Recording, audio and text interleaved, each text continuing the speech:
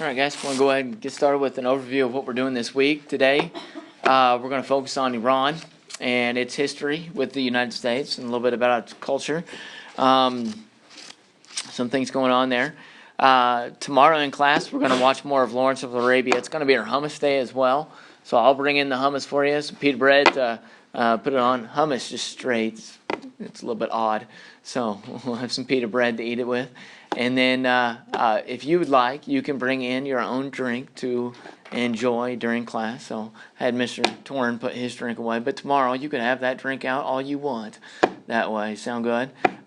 If you want to be fully, authentically Middle Eastern, Arabic, then you remember the two drinks of choice for them are? What was it? Tea and water? Yeah, hot tea and hot coffee. Tea hot. And water's healthy for you. Yeah.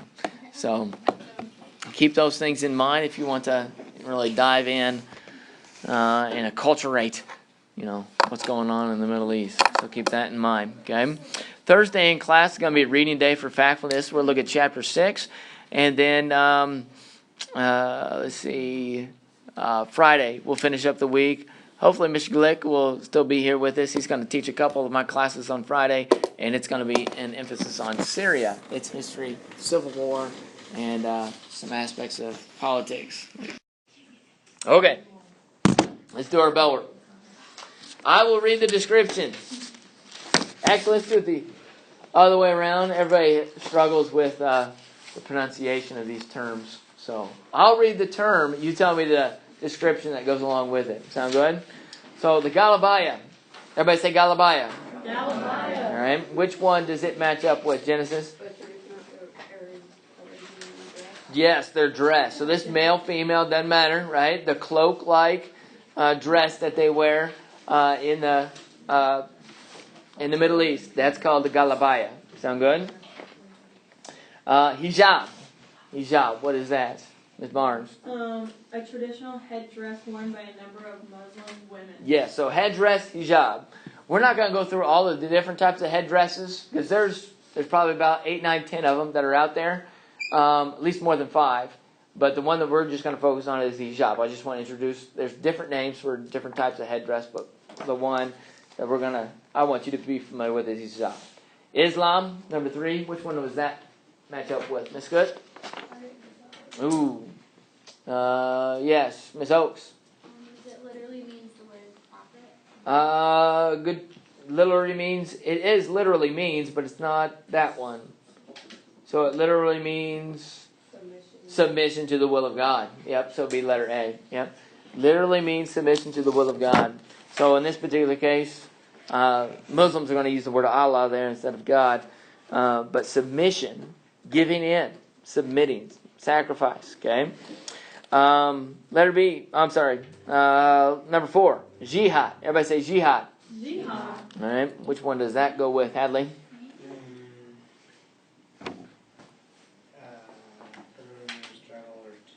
Yeah, struggle or to strive for, okay?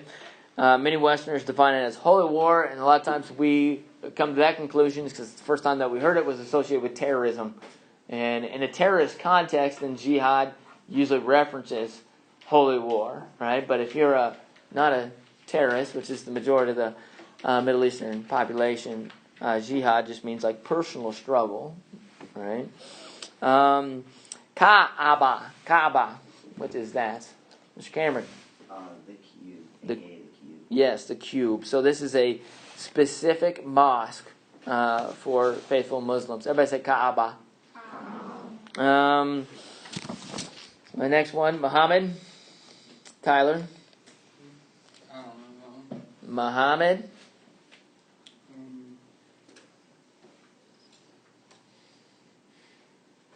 Yes, Ms. Kaufman. Yes, the Islamic faith. Started the Islamic faith. The Prophet. Shalom. Shalom. Sometimes it's spelled a little bit differently. Yes? Greeting, peace be with you. Yep, greeting. So shalom is actually a word that based off of different contexts, it means different things, but the most common use of shalom is in a greeting format there. Okay?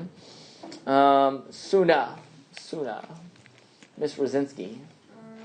Desert dweller? Desert dweller, good try. Drew. My turn? Traditional wedding dress. Good try. We've already used that one. Yes, Hadley. Religious rules. Say it again. Religious rules. Religious rules. Good try. Cheyenne. Literally means the way of prophet. Yes, the way of the prophet. So it means like following the example. So you think about the Sunni Muslims. The Sunnah is the Sunni is like the goal is to follow in the way of Muhammad. Okay. Bedouin. What would that one be? Genesis. Desert. Yep, that's your desert dweller. In Lawrence of Arabia, one of the English-British officers described these people as sheep stealers, right? Sheep stealers, Bedouin. And then the Sharia law, we've already exposed ourselves to this one. What would that be? Mrs. Oberst?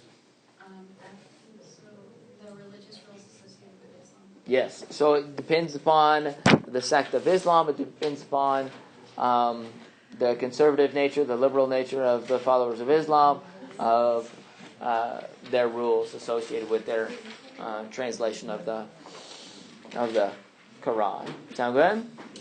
All right, let's go ahead and pass that forward, please. Pass that forward. Tyler, you're all over it. Pick that up for me, please. Sheet notebook paper. Let's go and get it out, please. We're going to take a few notes today on Iran. I think a lot of times people in the American culture, they look at Iraq, and then the country next to it is Iran, and so they pronounce it Iran. Right?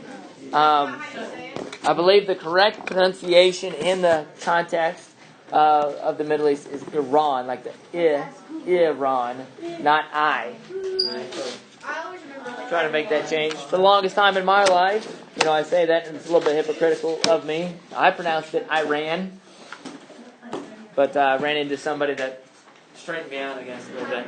Okay? Iran. All right, so you can see the flag is in the shape of Iran there. Was it in here that somebody tried to use flag for F, the letter F, in our review game the other day? No. Nope, somebody else tried to do it. I didn't give them points for it. Yeah, it was. It was? Yeah. Was it Ms. Rosinski? No, it was you. Uh-huh. It was me. No, I didn't. Okay, thank you. I don't remember. Well, one thing about flags, they have different colors on them, and the colors are usually symbolic or representative of a concept behind it, right? So, if you see green in a flag, it's usually reflective of the Islamic faith of the people inside of that culture. It doesn't always mean it, but for the most part, there is that trend. You're going to see a lot of countries in the Middle East that's going to have green. You're going to see a lot of countries in Africa that are going to have green on their flag, and it's kind of reflective of the Islamic faith. Ms. Coffin? It's hard. No? Okay. Trying to figure out what our colors of our flag represent? No, I gotta think about Italy. What about Italy? Yeah, it's green. So, again, not always, right? But a lot of times you're going to see that. That was a good Right. question. Yeah, not a bad question. Not a bad question. All right. I like political cartoons because you really don't have to know anything about, what it's reflecting to get a good idea about what's going on there, right? So what can we learn from this political cartoon, assuming that we don't know anything about Iran? Raise a hand. Genesis. Okay, so nuclear weapons is an issue that we need to be concerned with when it comes to Iran. There's some type of conflict that we have with Iran concerning nuclear weapons. Good.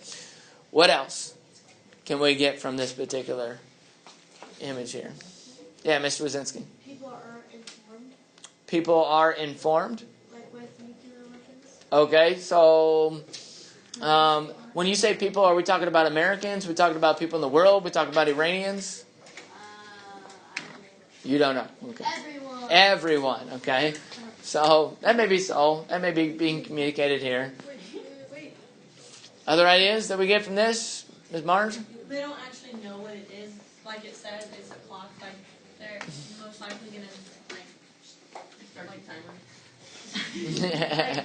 Like blast it it off when no one was realizing it. Okay.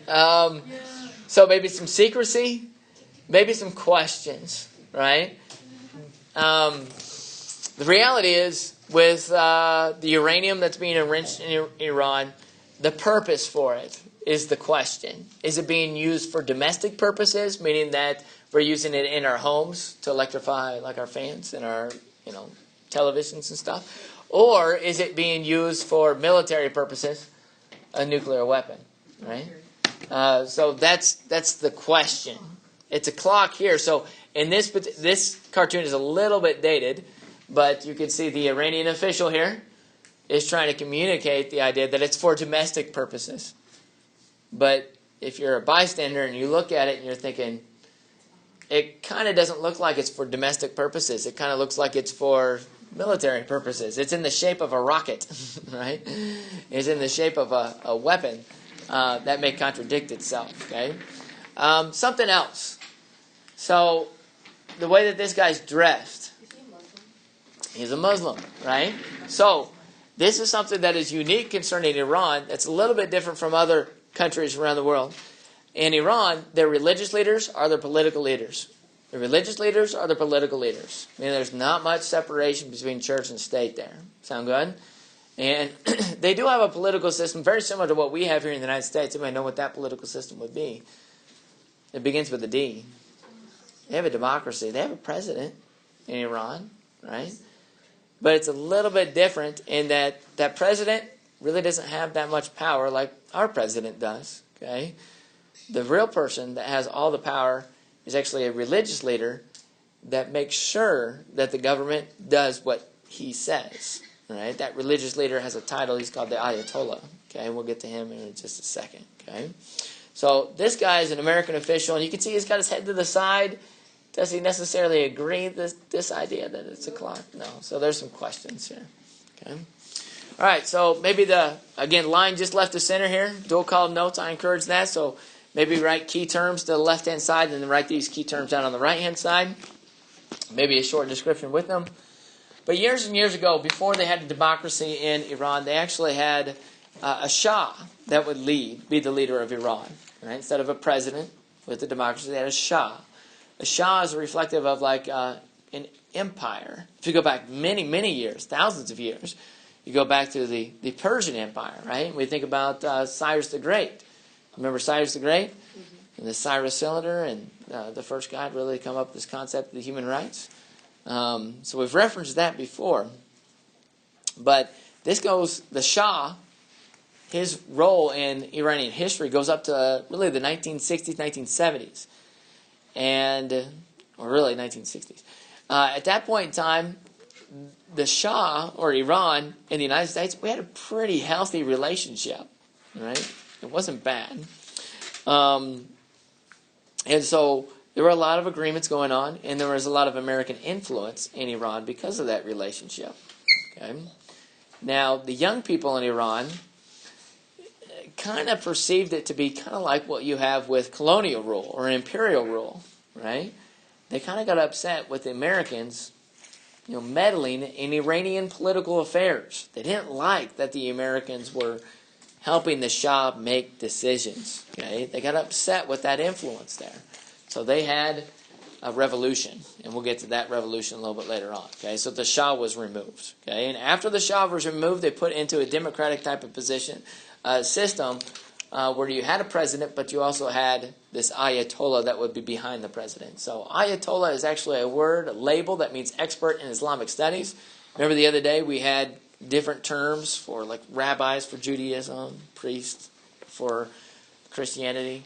The Ayatollah would be something we could add to Islam, but it's mostly associated with Shiite Islam. So expert in Islamic studies. And the supreme leader is the true leader in Iran. So he's the guy behind the president making all the decisions, pulling all the levers. Okay? So I want you to think of these two terms, Ayatollah and supreme leader. Use them. We're going to use them interchangeably. The supreme leader is the Ayatollah is the supreme leader. Sound good? So these are today's current leaders. You may write current leaders, main point number 2. Details on the right-hand side. Write these out on the right-hand side. The current leader, supreme leader, this is the guy that's making ultimately all the decisions. right, in Iran. His name is Syed Ali Khamenei, sometimes known just as the Ayatollah Khamenei. Okay, and the current president is a guy named Hassan Rouhani.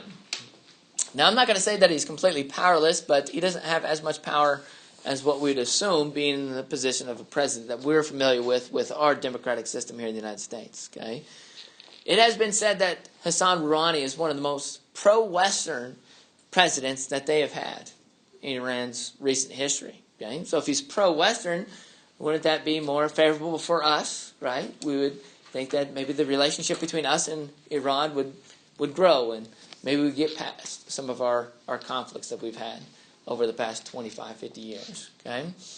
However, things aren't necessarily that way. Okay? The reason for that is because, he's just the president. He really doesn't have all that much power in Iran. The person that has all the power is really the Ayatollah Khamenei, and again, he really doesn't like the United States. The supreme leader doesn't like the United States. Okay? All right. One quick thing before we move on. I want to show you how little power the president has, but I got a Twitter symbol down here. So in Iran, they have a lot of what we would consider human rights violations going on there. All right? One of them is free speech. Iran is one of the places where free speech is limited to a great extent, and you're not allowed to use social media. Okay? They think that if you could use social media, then you could really undermine the authority of the government or the authority of the Ayatollah. Okay? However, ironically, it's banned for everybody except for the supreme leader. He can tweet whenever and wherever, and he tweets often. Right? You can get on Twitter and you can follow him, and it's kind of interesting to see some of the things that he says. He says a lot of death to America, anti-America kind of things. Right? That's awesome. I know I don't, but I've seen some of his tweets though. Yeah. All right. So these are past leaders. So again, main point off to the side, left-hand side, past leaders. This guy, after the revolution that they had in 1979, this is the guy that came to power, the Ayatollah Khamenei. He started this revolutionary ideology in Iran and this anti-American type of mentality. So he was the first supreme leader. I think they've really only had two. A past president that they had before Hassan Rouhani was this guy named Mahmoud Ahmadinejad. Ahmadinejad is one of my favorite names to say. It just kind of comes off the tongue there. Everybody say Ahmadinejad. Ahmadinejad. You got to say it a couple times for you to be able to memorize it. Okay? Memorize, yes. Ahmadinejad was a president of Syria in the 1990s, early 2000s. Okay? Ahmadinejad was a bit extreme. You can see the newspaper headings here. He would say things like the Holocaust was a myth. He would say things, let's wipe Israel off the face of the earth. All right? He's very anti-Israel. Okay? Why is he so anti-Israel? Who is for Israel? Who is a big proponent of Israel? The United States. Ever since Israel was created in 1948, 1949, we have supported the efforts to have Israel maintain itself as a country. Okay? Iran doesn't like that idea because it's a Western, really, culture, ideology with Israel in the middle of the Middle East. And so it upsets the power factions that you got going on there. Okay? So he made these statements. Let's wipe Israel off the face of the earth. And you hear that it's coming from a president. You think, hey, we got to, defend or prepare, right? Because it sounds like there's nuclear war just right around the corner. But again, he's just the president of Iran. It's more of a symbol figurehead type of position, not actually able to make all the decisions. The Ayatollah Khamenei is the guy that's making the decisions. Sound good? All right, history. Another main point, left side. Want to make sure that you emphasize that it's got remnants in the Persian Empire. Okay, the Persian Empire is much different from the Arabian Peninsula. So if you look at the big map over here, here's the Arabian Peninsula with Saudi Arabia. There's a particular culture there, and then the Persian culture over here is a bit different. I can't tell you specifics off the top of my head, but I just want you to think of them as not all being the same, that they're two distinct cultures, the Persian culture here and the Arabian culture here. I have to look that up a little bit more to share some more information with you that way. Let's jump to the Iranian Revolution, 1979. So, these young people in the 1970s, they were looking at what's going on politically speaking. They're seeing that the United States has a big role, meddling in the political affairs of Iran. I think they're thinking this is not good, right? We're like a colony of the Americans, right? And we want to cut ties with that. So because of their frustrations, what they did was they started these protests, and these protests grew bigger and bigger and bigger, and the hatred towards the United States culminated in them going to the American embassy that's in Tehran. Tehran is the capital of Iran, and they overwhelmed the embassy. They jumped over the gates, and they took the Americans that were working there at the embassy hostage. Okay, so at this point in time, I want to make sure that everybody understands what an embassy is and how it works. Okay, because sometimes I think that we're a little bit lost when I talk about this. So years and years ago, before we had like FaceTime and the internet, where you could just pull it up and then speak face to face with somebody else from another country, right? You weren't able to do that. So what you want to do is have somebody that could represent your interests, like as Americans, living in another country, and all you have to do is call them up, and you can say, you need to go out and meet this, represent America, and go talk to this person about this particular issue. Everybody got that? All right. So what would happen is we would have embassies located in other foreign countries. Okay. So what an embassy is, it is sovereign territory for that particular country in another country. So let's say that you're traveling in Iran, all right, and you're a tourist and you're doing your touristy things, and then all of a sudden you start to feel a little bit uneasy. It seems like somebody's following you, and you get the hint that it's like the Iranian police, right? And it just seems like they're just getting closer and closer. So you decide you can take off and you can start running to the American embassy as fast as you can. All right? And once you get inside the gates of the American embassy, can the Iranian police chase you there? No. They don't have any governance over the grounds of the American embassy. If you go over the gates, if they go over the gates, you're an American citizen. You can go in, okay? Because it's the American embassy, okay? But if the Iranians come in afterwards, that's an act of war. All right? So you can't do that. Now, it works both ways. We have embassies in other countries. Other countries have embassies here in the United States. Right? So, for example, like there's a Russian embassy here in the United States. Okay? Or at least there used to be. We closed it down after all that stuff happened in 2016. Okay? Sound good? All right? So they decided that they were going to overrun the American embassy. There's American workers there. They took them hostage for like 555 days. You may write that down.